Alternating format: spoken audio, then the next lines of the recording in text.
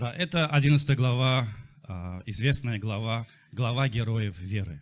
Bu İbranilərə 11-ci fəsil məşhur bir fəsildir ki, bu iman qəhrəmanları haqqındadır. Но я хотел бы заострить сегодня внимание на одном герое веры. Amma mən bu günlər diqqətimi bir iman qəhrəmanına cəmləmək И, istəyirəm. конечно же, я не буду всю биографию рассказывать этого Əlbəttə ki, человека. mən o insanın bütün bioqrafiyasını danışmayacağım. Да, но чуть-чуть просто коснусь, Bir balaca toxunacağım. чтобы ободрить вас в вере. Sizi imanda ruhlandırmaq üçün. Был такой человек Belə bir insan var idi в 16 веке, 16-cı əsrdə. которого звали Франциск Ксавье. Onun adı Fransisk Xavier idi. Да, испанец. İspan idi o.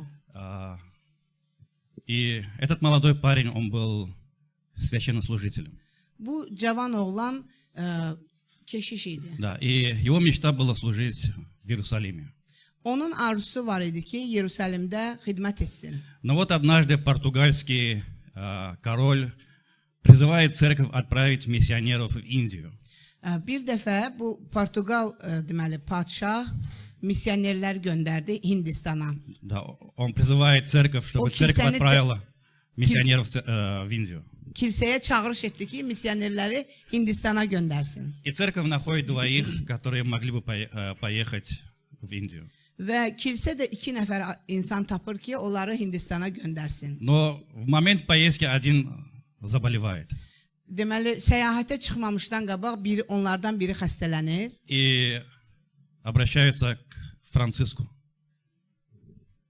Обращаются к Франциску Ксавье. Fransisk Xavier'yə müraciət edir. И вот он один в 1541 году плывет в Индию. Və o tək tənha özü deməli Hindistana üzür, gəmi ilə gedir. В то время часть Индии была колонией Португалии. O dövrlərdə Hindistanın bir hissəsi deməli Portuqaliyanın müstəmləkəsi idi. Часть, которая называется Гоа. Гоа. Это город Гоа. Сегодня O это штат. şəhərin adı Goa idi. Да, сегодня это отдельный штат даже, на западе Индии. Hindistanın deməli qərbində hal-hazırda o ayrıca bir ştatdır. И вот Франциск, он начинает служить в этом городе. Və Fransisk bu şəhərdə başlayır xidmət eləməyə. Да. И у него был интересный метод евангелизации. Onun çox maraqlı bir müjdəçilik metodu var idi, üsulu var idi. Он ходил по городу, по трущобам с колокольчиком. O balaca deməli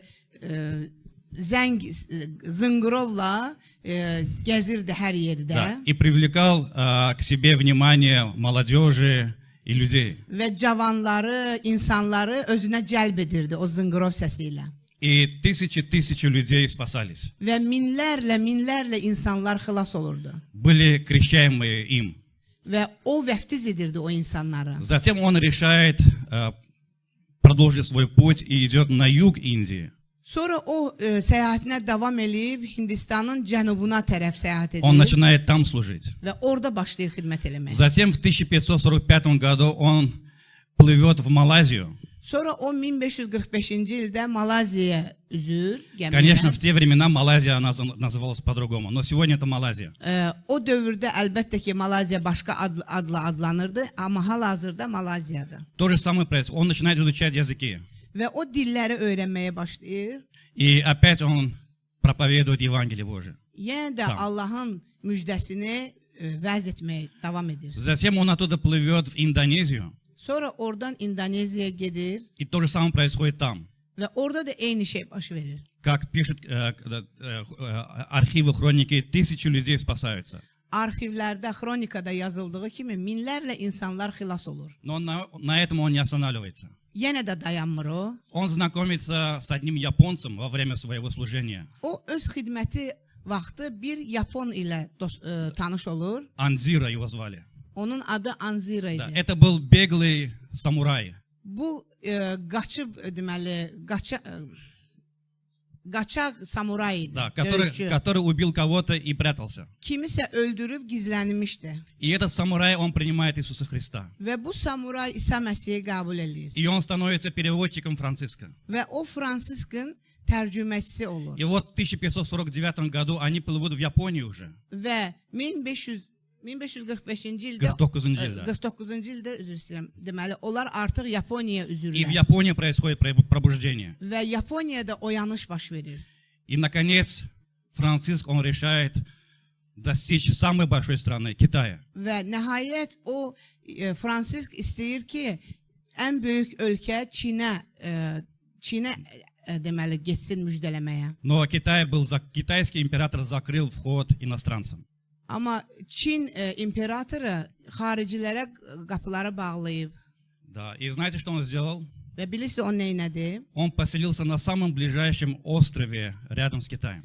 O Çinə yaxın, ən yaxın olan balaca bir deməli adada sakin olur. И он ждал всю свою жизнь, когда же Китай откроется, чтобы войти в Китай. O bütün ömrü boyu gözləyir ki, Çin nə vaxt açılacaq sərhədlər ki, o Çinə daxil И olsun. вот в 1552 году он скончался на этом острове. Və 1552-ci ildə o həmən bu adada deməli vəfat edir. Да, он так и не вошел в Китай. O Çinə daxil ola bilmir. Но после этого stолько много миссионеров, после него, через 30 лет, 30 ildən sonra, ondan sonra o qədər missioner, они вошли в Китай. onlar Çinə daxil olurlar. Да, они проповедовали в Kитае. Onlar Çində müjdələyirlər, И vəz edirlər. что сегодня мы наблюдаем? Я Və, заканчиваю. və bununla bitirirəm. Biz bugün nə görürük? Вот почему я все это говорю. Bax, bütün bunları niyə görə deyirəm? Я хотел бы, чтобы китайцы, они поднялись. Mən istəyirəm ki, buradakı Çinlilər ayağa qalxsın. Можно? Olar. Да. Да, сегодня их мало. Да.